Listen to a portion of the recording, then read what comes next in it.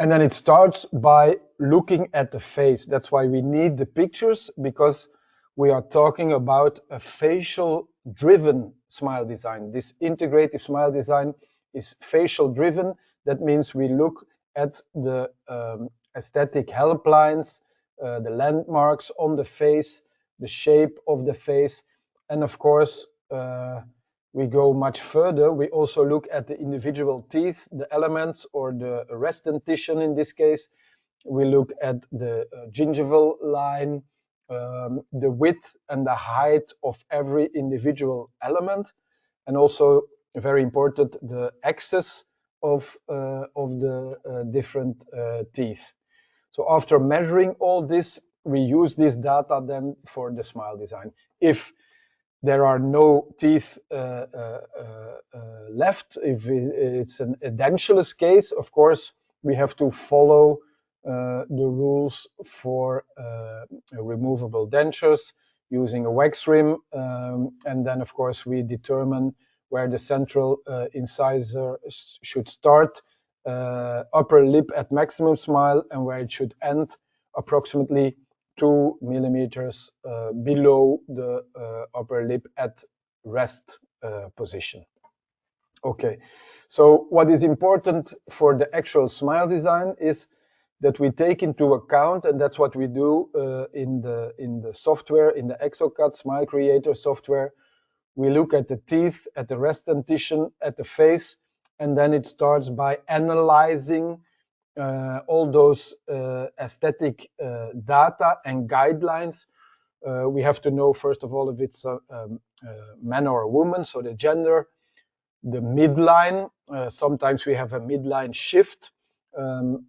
Important to know is that if this midline shift is less than 2 millimeters, it's not really considered a disturbing factor in the smile design. But of course, the axis of the midline, that's should be 100% straight. That's a really important factor.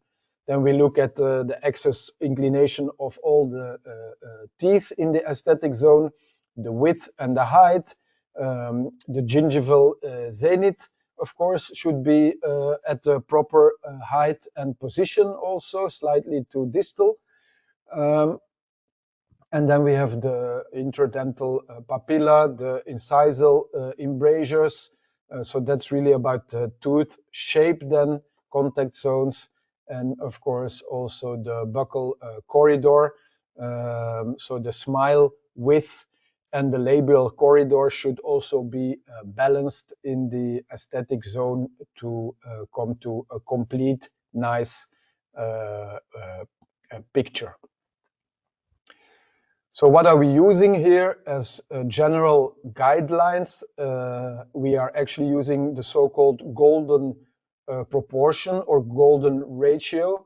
And this golden ratio, the simplest description of the golden proportion is that if we take the lateral incisor as a factor 1, then the central incisor should be or would be 1.6, and the visible part of the canine, which is the mesial part in this frontal picture of the canine usually, would be 0.6. So that's what is considered as golden proportion for front teeth.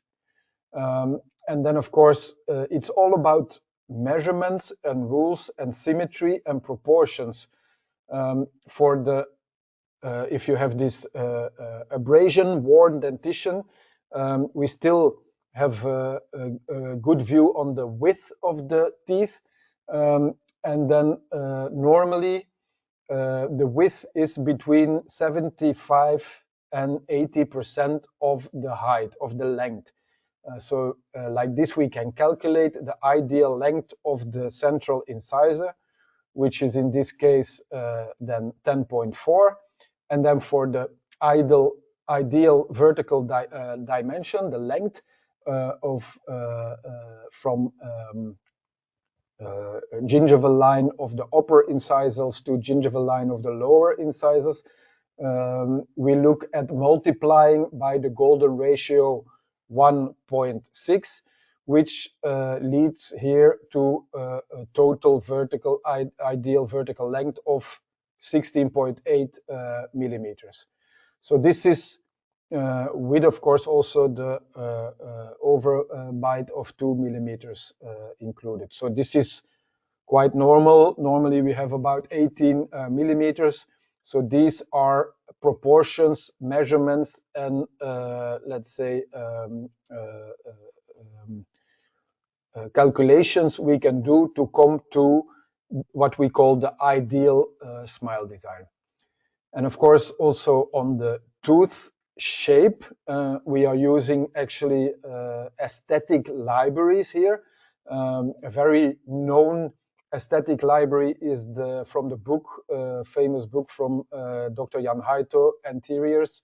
There he has actually very nice natural tooth shapes for both female and male.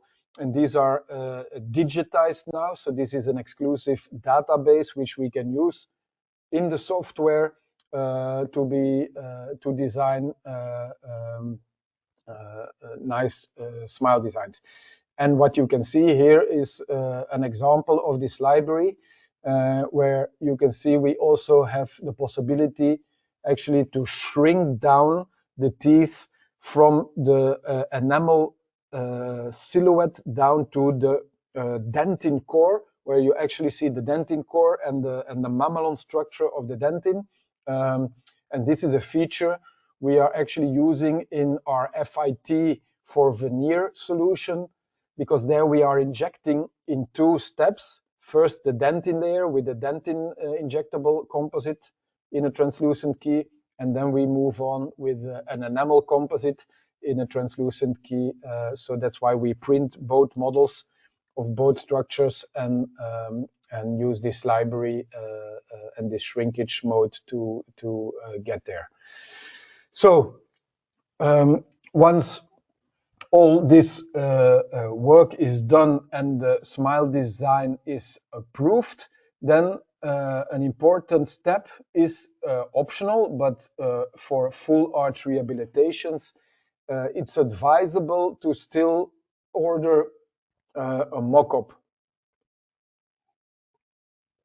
So this mock-up, we are using a mock-up like this. We print a model, we create a putty key, and there you can just use any resin or provisional resin material to, in one block, create a mock-up. And this already gives you a chance to physically test the jaw movement, if there are no premature contacts. You can check the aesthetic planes, discuss already everything with the patient, but also very important, you can check the actual physical lip support. And this is of course not possible in the virtual environment in the smile design, because there is no impact or influence of the muscles. This can be also age related, a little bit different, and also of course the phonetics can only be tested at this point using this kind of physical try-in or mock-up phase. So very important phonetic analysis and lip support, which we cannot perform virtually. So as a practitioners, I advise you to order a mock-up putty key to do this additional evaluation of this full rehabilitation cases.